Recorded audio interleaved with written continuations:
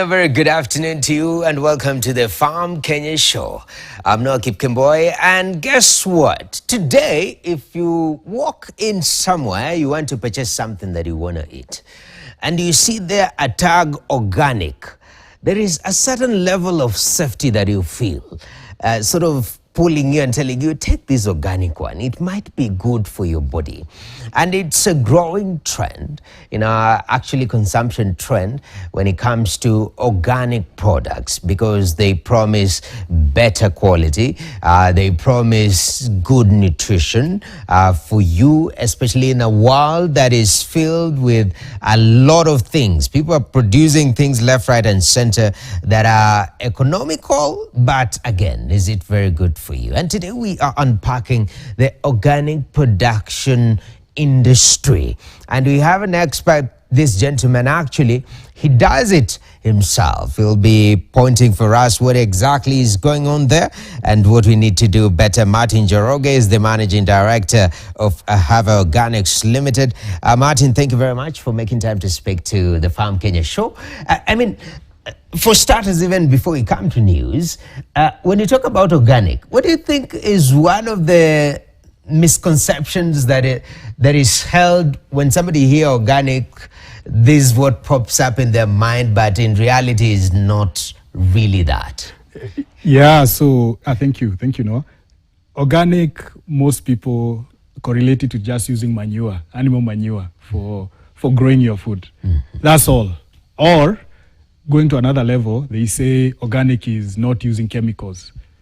But then you find that there's so much nuance to it. You find that organic has layers. The more you get to understand it, the more you appreciate the fact that people have come and they have seen that probably what we are doing with our agriculture is not the right thing. Mm-hmm. And we don't have, we have a set amount of land that you can grow our food on. We have a growing population that we need to feed. Mm-hmm. And if our land cannot feed us, or feed our children or their children's children, there's that means extinction for the human race. Mm-hmm. But what organic tries to do is we try to balance out what you're growing and make it sustainable. Okay.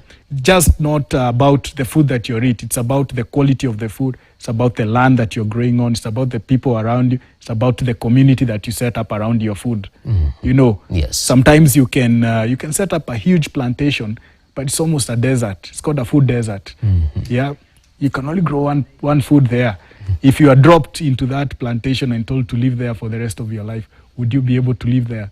Yeah, I see that. Yeah. So a lot is misunderstood.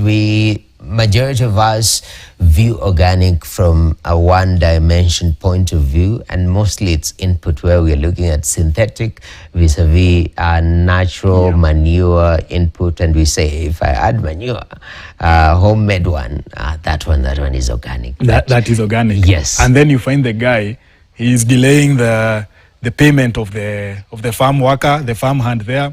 On the other side, he's conflicting with the neighbor. Maybe they redirected a river somewhere for the community just to grow food on his farm. Definitely. And then he's going to present the food to you as organic. There are so many things there that exactly. They've not done how it's supposed to be done. Definitely. Yeah. And we're going to be unpacking that later on to see how we can do organic, especially, as you said earlier on in our charts, redefine what organic means for Africa, because also we are in different dispensations, if I may put it so. So looking forward to that particular conversation. But right now, let's take a look at Agri-News.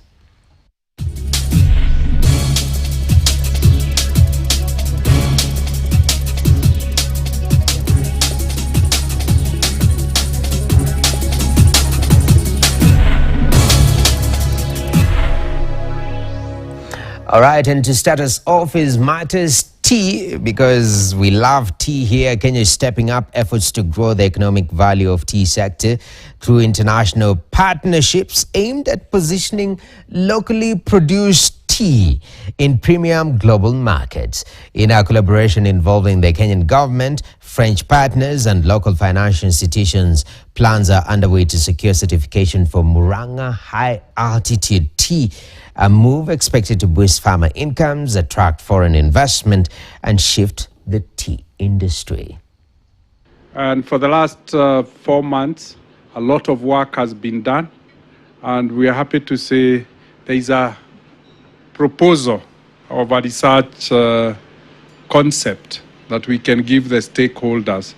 We just came to realize that Kenyan tea can be like French champagne, you know, a prime product if you protect it, if you register it, and if you constantly produce it for the upscale market, and then eventually you'll benefit from a premium. How can we not collaborate to show that this model of geographical indication can be of use? Once we brand Murang'a tea or Mount Kenya tea, whatever the name, we expect the farmers' earnings to go up.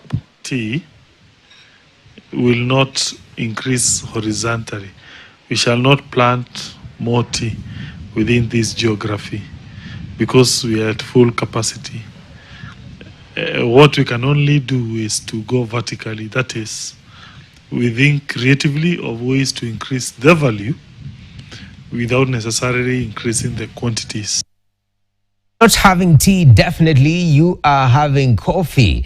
And still in the same county of Murang'a, they are actually recording a bumper harvest when it comes to coffee due to the reforms that has been ongoing in that particular county. Now, some factories have increased coffee output from about 700,000 kilograms to more than 1.6 million kilograms per harvest season. Speaking at Kiruru Coffee Factory during Farmers Engagement Forum, Deputy State House Controller Simon Gikuru said factories are being supported by infrastructure boost that is aiding the reduction of post-harvest losses. Our farmers went back to the farm, and now production increased to double from 700,000 to 1.6 million kilograms. Now this solar dryers helps us in reducing cost of processing. Ordinarily, in a drying bed, coffee takes like 21 days to dry, but with the solar dryer, it takes only 10 days. And that one is just a clear way of putting money to farmers' pockets. We have a challenge of subsidized fertilizer, for example, because our farmers are required to go with the e-voucher to the collection centers, but with money in their funds. That is 2,500. But most of our farmers don't have that money. So we are requesting our government to just let the cooperative society own that voucher. There are some issues in terms of infrastructure in the factories, and we have approached the president, and he sent us with his support to make sure that we give them a solar dryer to make sure that they get quality coffee. Now, away from coffee, let us talk about food safety, which is of absolute importance. Kenya's quick service restaurant sector, that is QSR sector, is calling for stronger food safety systems and collaborations with local farmers. As urban iconic food outlets expand into every major towns, the industry is hitting a supply chain wall.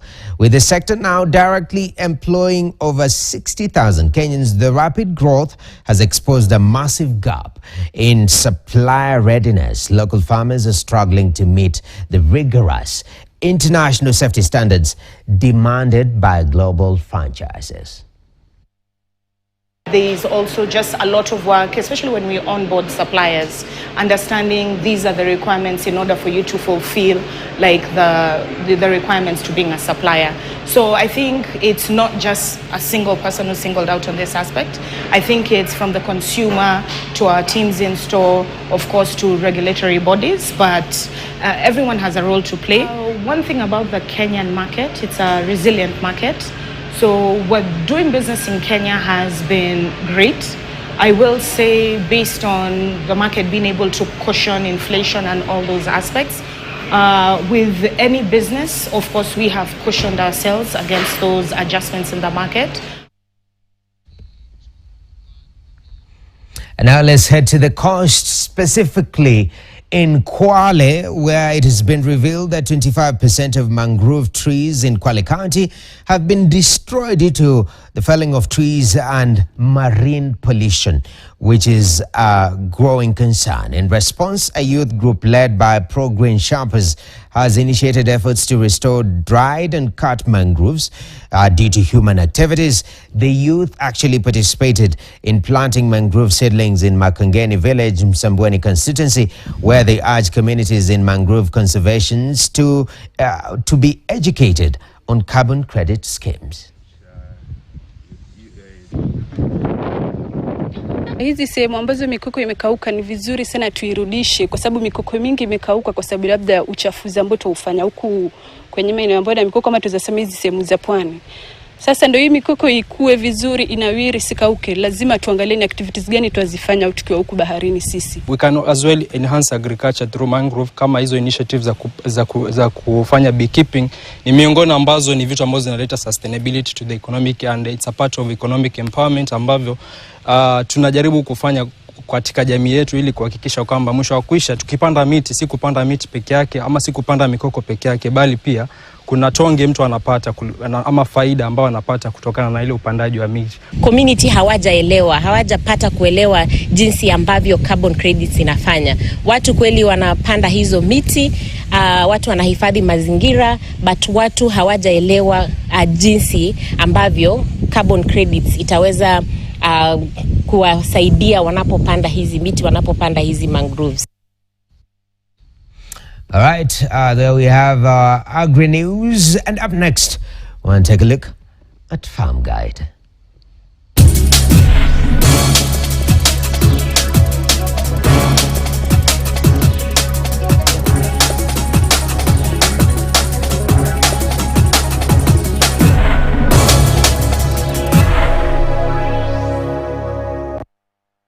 All right, on Farm Guide today, we are heading all the way to Kisumu County.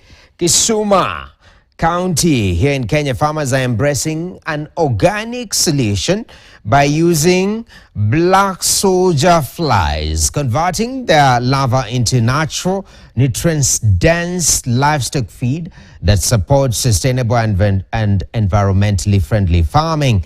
This story is in partnership with Vowry.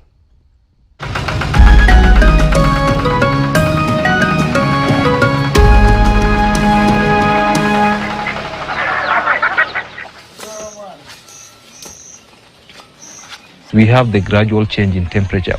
Most farmers can't predict how or when will it rain. So with the black soldier fly, it helps the farmer or the world as a whole to fight the climate change.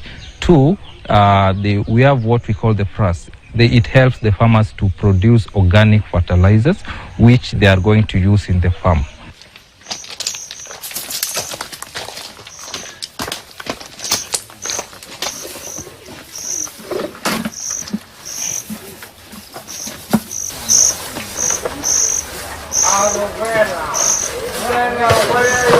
The black soldier fly has different stages, which is the egg, and then we have the larva, we have the pupa, and the adult stage.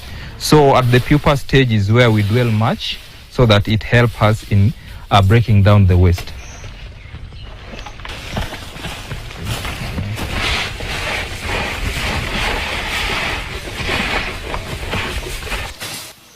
If you feed the soil, you will improve the soil structure. That's number one.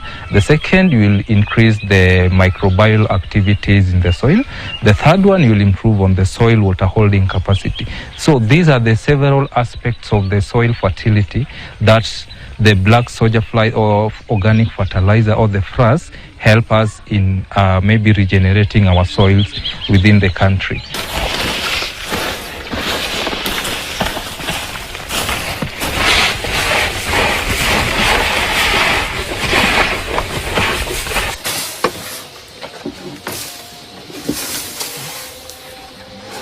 Very high in protein, which is a very good supplement for the feeds, for fish, for chicken, and also maybe for pigs. So that is why we opt for the remains of the black soldier fly.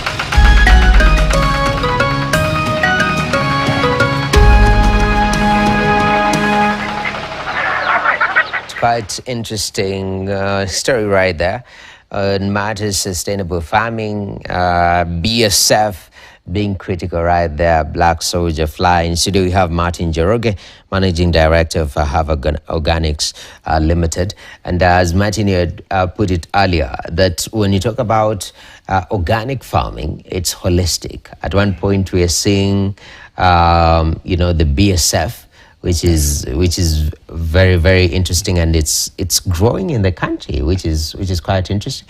But also on the other side, we are seeing what is happening in Murang'a and the tea sector. You had a commentary on that. Yeah. I've always been a fan of Murang'a because I've worked with that county government for a number of years. I think I've worked with them for the last 10 years or so, and I see they are very progressive when it comes to listening to farmers and also innovating new ways of creating opportunities for their farmers. So that's why I appreciate it. I also appreciate the fact that, when it comes to supplies of products, people are now thinking of food safety, and there's a push to have more, previously only huge farms could actually supply restaurants and catering outlets, but they can no longer do that. And we are going to that whole perspective of 70% of our farmers are smallholder farmers. So what are we doing to build their capacity for them to feed us all, instead of just going back to,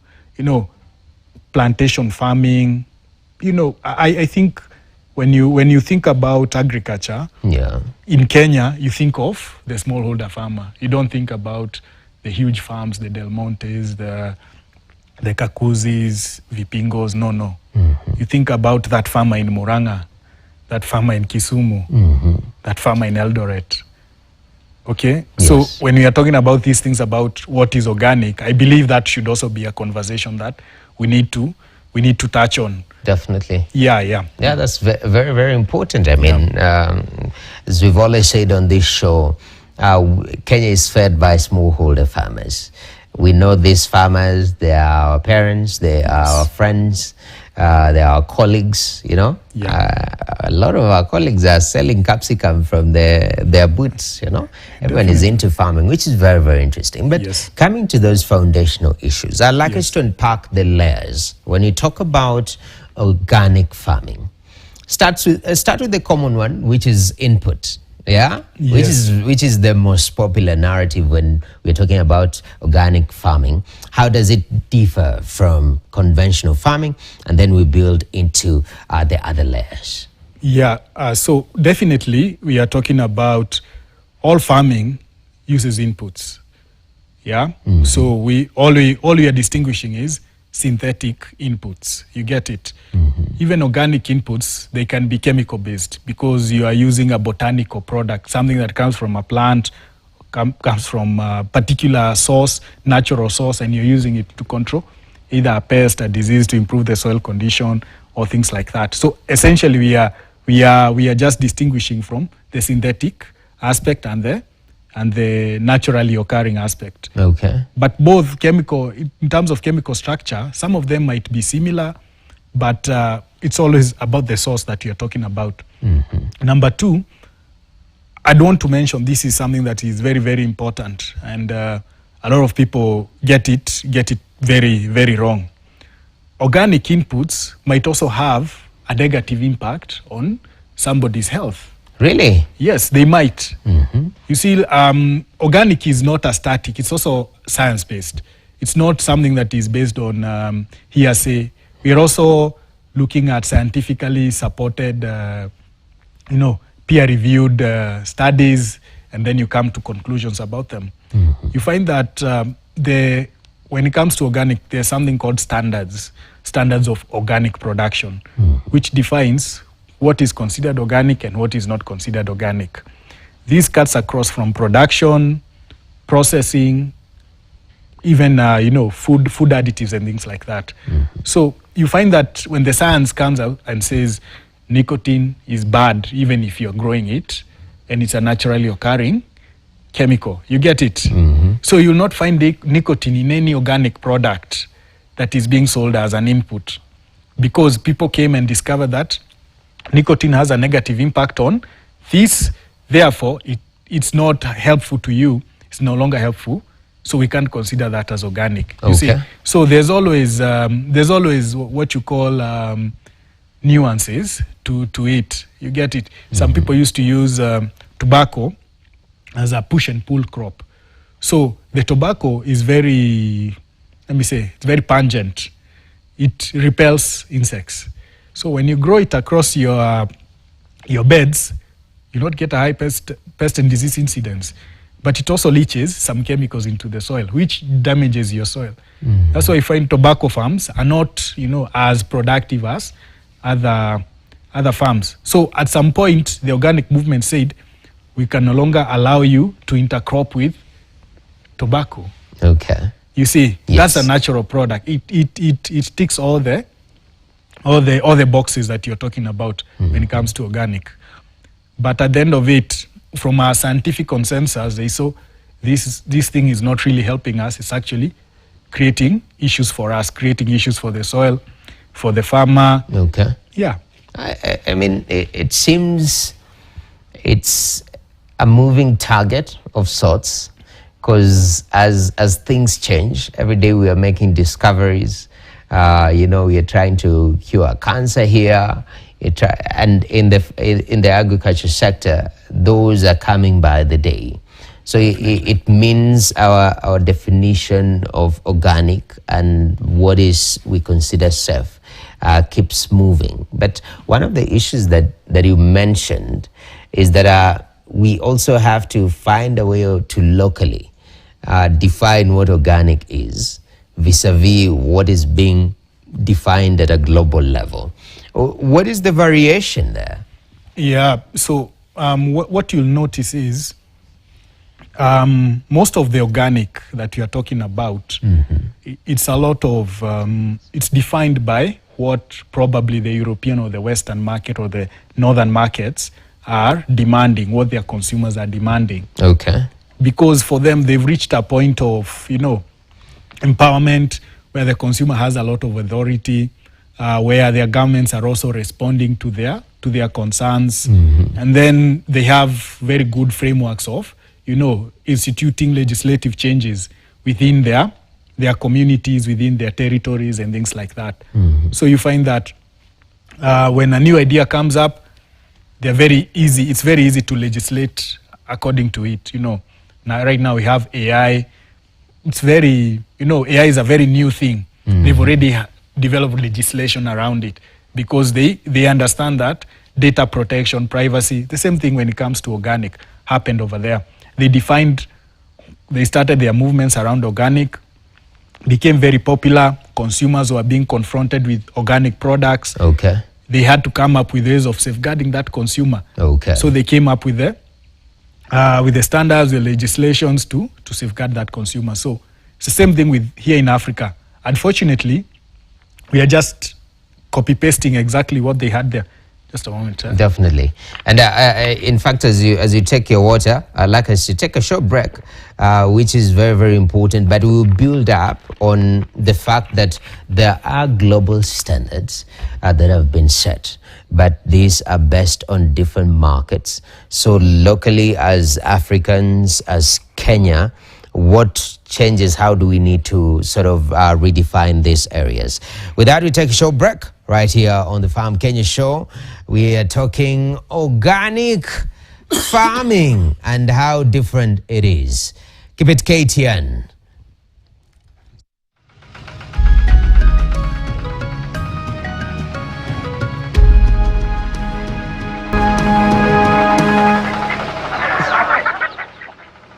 Passion iko na kazi lakini sio mingi, sababu kitu ya kwanza unastahili kukua na mbegu kwanza. Unaenda unaiweka kwa nursery. Ikishamea kwa nursery unaiweka kwa zile karatasi. Kwanza unaitunza ikiwa hapo kwa hizo makaratasi. Kutoka hapo unakuja unaifanya ile inaitwa grafting. Hizi tumezingraft zote. Sasa kutoka hapo unakuja shambani unachimba mashimo ya kuwekea hizo passion. Ukikuja kupanda, wakati umekuja umetengeneza mashimo, umeweka mbolea na umekuja kuipanda. utaimwangia maji ziendelee na kukua. Sasa wakati zimeendelea na kukua, kuna zile posts kama hizi, utakuja unaichimbia hapo kila laini kutoka mwisho pale mpaka mwisho, kila laini utaiziwekea hizi miti, ndio ukuje ufunge waya hapa juu mpaka mwisho. Sasa ukifungia kamba hapo, utakuja hapa kwa ile shimo ya passion, utakuja na kamuti unachimbia hapo chini, unafungia kamba mpaka hapa kwa hii waya. Sasa hii kamba umeifungia hapa kama hii yenye unaona hapo.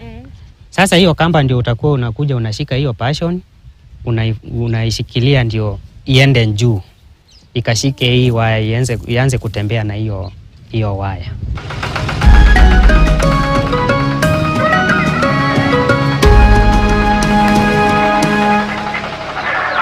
Indeed, sauti ya mkulima right there. But continuing with our discussion, today we have Martin Njoroge, Managing Director of Hava Organics, and we're talking organic farming. Prior to the break, we were sort of giving a comparison what the Western world or the global North sets as standards and definition of what organic farming is, vis-a-vis where the global South and Africa at large, sub-Saharan Africa, needs to sort of redefine what organic means for them. Yeah. I mean, you know, Europe has a well-developed economies with empowered consumer bases and legislative structures that are responsive to those consumers. So that means that they are very, very quick to identify gaps and try to plug them when it comes to even production, labeling, how you sell, you know. The big difference is for them, if you say you're selling an organic product, you have to prove all the way from the farmer up to the consumer that product is still organic. You know, no, there's no way in between that whole chain it's been tampered with or it's the same product that came from the farmer up to the consumer. Okay. Yeah, but also it also lends itself to some conversation that we need to think about. You know, let's talk about before right during the break you mentioned something around conditions of growing within the tropics versus the northern countries with their winters and pest and disease pressures. I think that's also a very valid conversation. And my main take on it is this. It all depends on where you put your resources. You know, for them, they put their resources in their science, in coming up with solutions, in being able to grow food over there. They're also sourcing fruit from over here. We've seen a break on Murang'a County and how they are trying to sell premium tea. Because there's limits to the size of land that you can grow your food on. So what they are doing, they're trying to increase the value of the product that they are growing for them to tap into more premium markets. And one of the biggest premium markets is organic markets. So if you think about it, if we could do the same for all the other industries or let's say all the other products, you have tomatoes, you have potatoes, if you could do the same for those, if we actually put our money in research, in coming up with solutions that would lead to improved pest and disease control products for that particular market, do you think, this is a question to you, do you think that we would get those results that we are looking for? Because we are very quick to blame and say that, we don't have products for the tropics. But I can give you a very good example. Right now in Kenya, this is something Hava Organic does. We actually register organic products for sale in Kenya. We find that the government is actually doing quite a bit to make sure that consumers or farmers are able to access organic products. If you check something like organic fertilizers, it takes around 3 to 6 months for a new organic fertilizer to be registered in Kenya. Okay.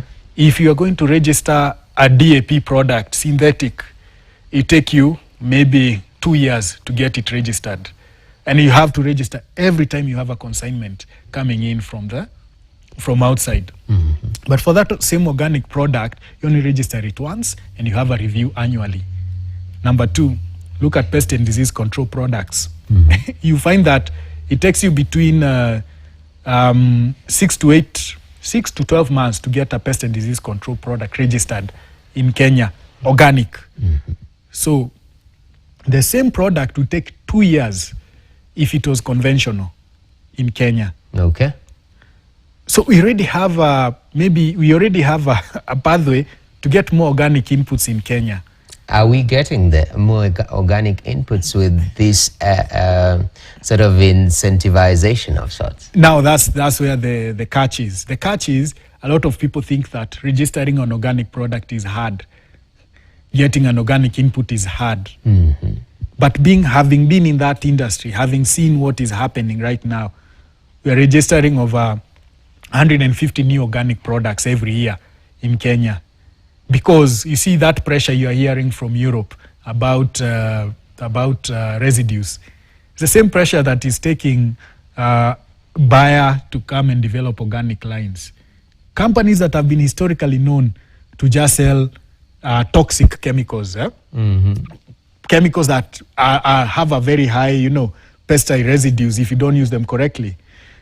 You get that this is all about lack of information for the required parties. Somebody might have a really interesting product here in Kenya, they are innovating here, but then they're not able to get that product to market because they don't understand the legislative or the legislative process for them to get it commercially viable, commercially marketable here. Okay. You find that something like a fertilizer, you first have to go through the Kenya Bureau of Standards, and then you go to the Kenya Plant Health Inspectorate Service, and then you get your product into the market. Most people, they start at the Kenya Bureau of Standards and end there. Because, KEBS, it just tells you, this product meets the standard set for that particular class of products.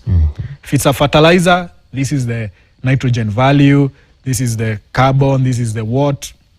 You've met the standards. But now you've met the standards. You now have to go to the field trials and prove that your product is actually meeting the standards, meeting the potential that you say it has. Okay. So there are so many things that we can speak on, but there has to be some awareness around it. Okay. Because there are a lot of products. Talk about COPAT, biological system, Andermatt. We have Kenya Biologics or Elephant VAT. We have so many. If you are to look at the volume of organic products, inputs that are available to farmers, there are very many. Okay. What limits is actually agrovets. You get it. When it comes to stocking, agrovets have they are the little emperors in their domains. They will look at a product that actually moves fast. Yeah. And people, mostly farmers, they like a knockdown effect. If you buy an input, it can kill very fast. They want that one, so they are going to buy it, and then the agrovet will see, okay, this one sells more than this one. Yeah. I will stock this one. Yes. Yeah. The argument, even when it comes to organic farming vis-a-vis conventional farming. First of all, it's always been this conversation about scale. And I'm glad that you brought up the angle of majority of our producers in the country are small-scale farmers. So let's find a way of sorting them at that level. Let's not think about scaling fast, because that's a different conversation. Now, if we handle the small-scale farmers, one of the most sensitive elements within the small-scale farmers is the issue of affordability. So even with these 150 new products that we're registering every day, talk to me about the cost competitiveness compared to the synthetics that these farmers have utilized for a very long time. Yeah, definitely. There's that whole variation in terms of pricing, and this is it's in effect the volumes that the companies can actually sell versus the cost of coming up with these products. And I believe they're actually quite competitive.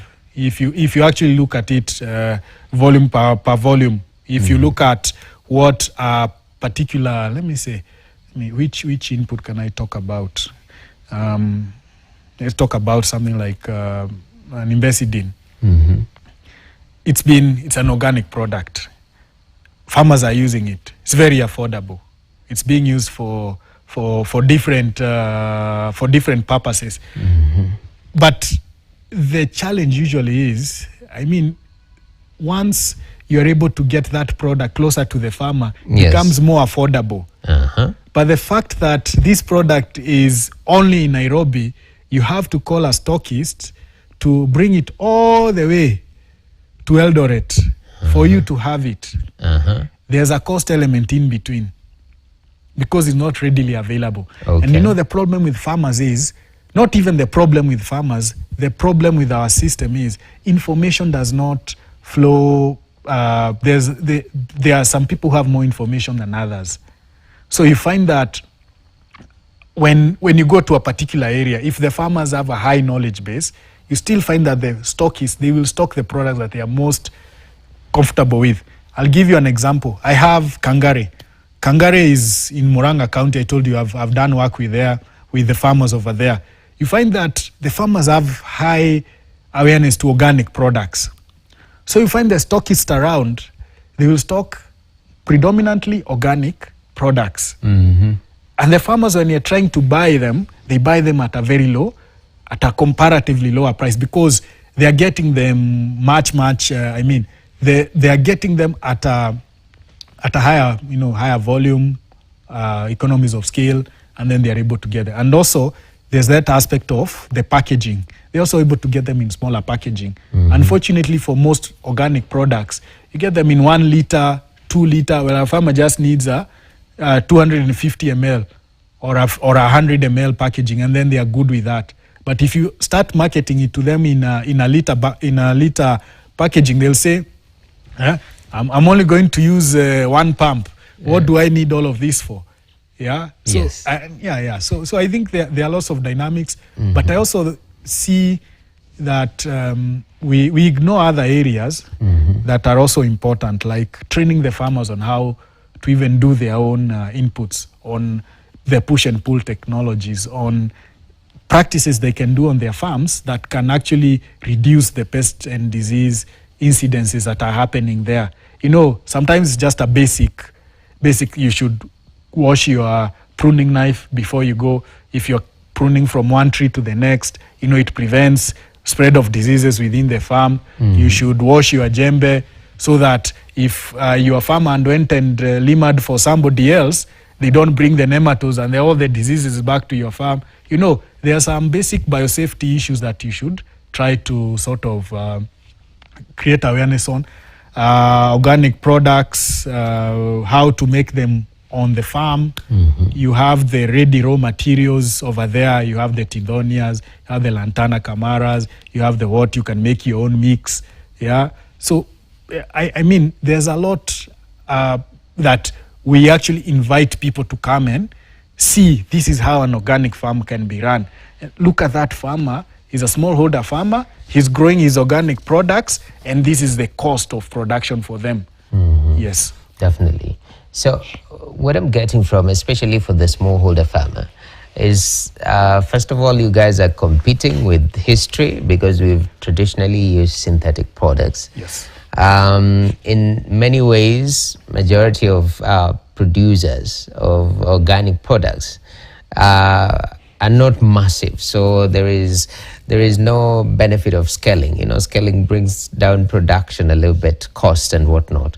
So the product comes a little bit costlier, but still there is huge room for improvement. What do you think is the place of policy if we are to move more smallholder farmers towards organic farming? Is there room to tweak policies, and how can we do this in a manner that is not punitive to our smallholder farmers? No, I think we already have a working model, working models already with Murang'a County. You know, Murang'a County, they started subsidizing organic fertilizer way back, and already we can see the impact that has had within the production, that Murang'a region production area. From the avocados, now you're hearing about their tea, coffee, and things like that.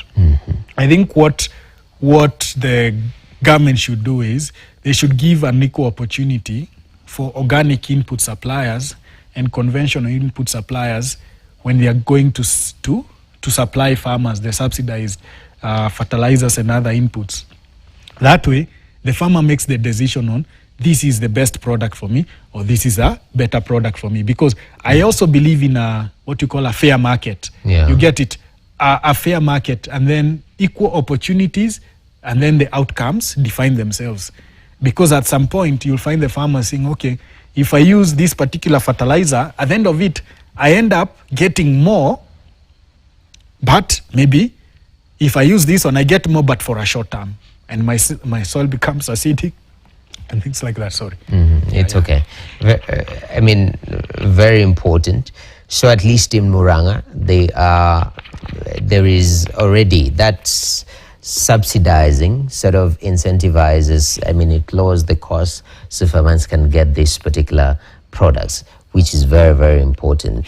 But also at the same time, also the impact of organic products. Yes. There is this assumption that sits at the back of our mind, and if at all I'm using something synthetic, I need just a small portion of it. If I'm using organic to have a similar effect, I need a ton of it because, you know, it's organic, so it will take time.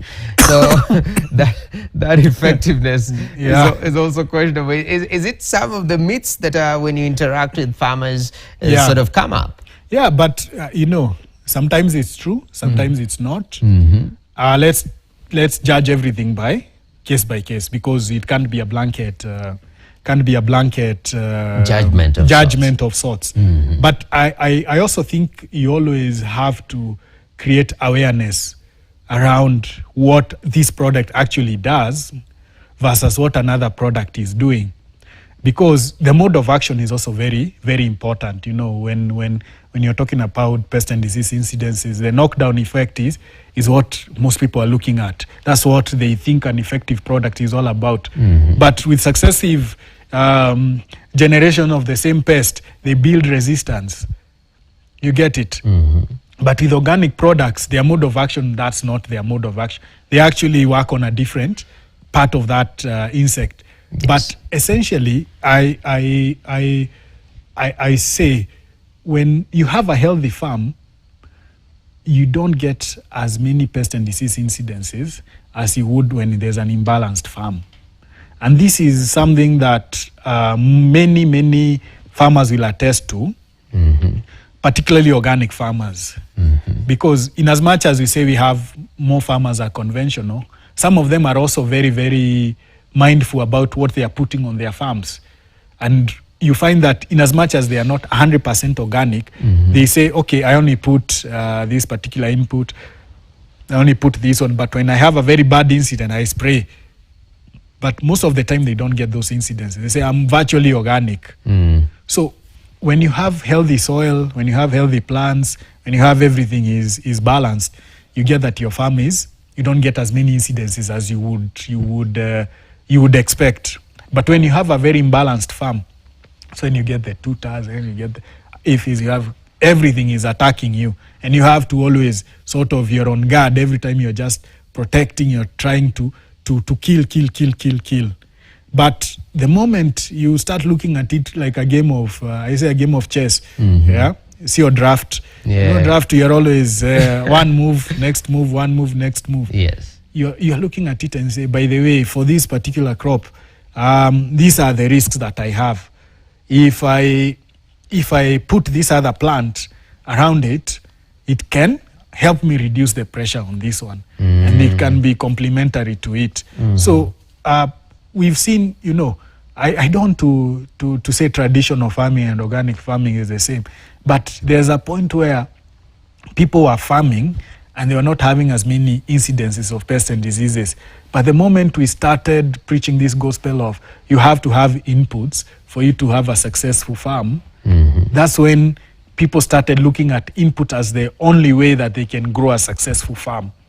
But there's a way you can do it without relying so much on the inputs, but more like you want to promote life on your farm. Okay. Yeah. Yes. That's very, very important. And as we come to the tail end of this conversation, Yes. I know you've operated in this industry for quite a while. Yes. You've made products, you've partnered, for example, with Murang'a County. You've seen how policy can shift things Yes. for the better. You are speaking and you're very pro smallholder farmer who feeds the country at the end of the day. For the year 2026, at least if we are to fast track adoption of organic means of production in this country, a good portion of those 70-80% smallholder farmers. Yes. If we give you the power today, what are you changing? First of all, I'm changing the retail model. I mean, don't do a production push where you tell the farmers grow organic, people will buy it. No, I go and approach the retail. We have sometimes you say, if you can support more organic farmers within your shelves, then this is what we can do for you. Because there's a lot of power in policy, regulation. You can say we can waive this particular tax on whatever you are doing, as long as you can prove to us you've added this number of more farmers on your shelves who are organic. Because let me tell you, right now you've heard about that whole imbalance between regulation, compliance, and the retail. But in actual sense, the moment you show farmers there's value in what they are doing, they're going to work very hard to comply with that value. Definitely. Yeah, what they are not doing, they are not communicating the value. The value is being lost in between. The farmers is being given the pressure of growing that high quality food in quotes, but then they are not getting the value for that extra hard work they are putting in. Okay. You find that the middlemen in between, they're coming in, souping up all the value, soaking up all the value, and whatever remains with the farmer, they don't really care. They would rather just continue with what they are doing, and whoever buys their product will buy it, but for them to go to an extra effort just to supply for 2 extra shillings, they say, okay, that's too much work for me. Okay. Yes. Definitely. So we communicate value, we push it from incentivizing not only the farmers, but also up the value chain to make sure that at least shift policy to make it easier, to make it attractive to produce organically. And I think this is something that we can always touch base, because policy evolves each and every single day. Definitely. But it's been a beautiful, beautiful conversation, Martin. Thank you very much for coming and enlightening us on what is going on in the organic production sector. And we're looking forward to more engagement this year. Yeah, pleasure. It's my pleasure, Noah. And I look forward to more conversations on the same. Definitely. Appreciate it. Martin Njoroge is the Managing Director of Have Organics Limited. And he says that organics has been misunderstood. And we have to Africanize our definition of what organics is. But most importantly, there is room for policy incentivization to make sure that more people are moving towards organic production. And it's possible. Partnership, for example, with Murang'a County, which he has done, he says that right now there is more adoption. And this could be scaled out to the other 46 counties if handled properly. This is a going conversation on matters to do with organic production. But that's all from our conversation today. My name is Noah Kipkemboi, and thank you very much for keeping it Farm Kenya Show. Keep it KTN. We are out for now.